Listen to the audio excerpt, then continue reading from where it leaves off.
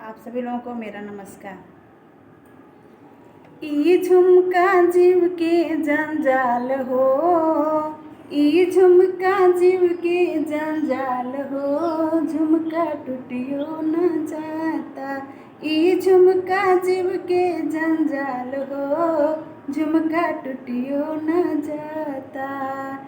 यही झुमका पसखी तीन जानी राजे, यही झुमका पसखी तीन जानी राजे, टोला महला बहनोई हो, झुमका टूटियो न जाता।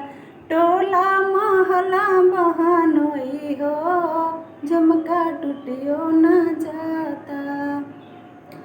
ई झुमका जीव के जंजाल हो, झुमका टूटियो न जाता।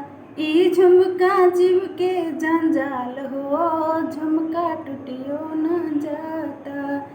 यही झुमका पसखी तीन जाने राजे, यही झुमका पसखी तीन जाने राजे, देवर जी जाना न दोई हो, देवर जी जाना न दोई हो, झुमका टूटियो न जाता। देवर जी जाना न दोई हो, झुमका टूटियो न जाता। ई झुमका जीव के जंजाल हो, झुमका टूटियो न जाता। ई झुमका जीव के जंजाल हो, झुमका टूटियो न जाता। बहुत बहुत धन्यवाद।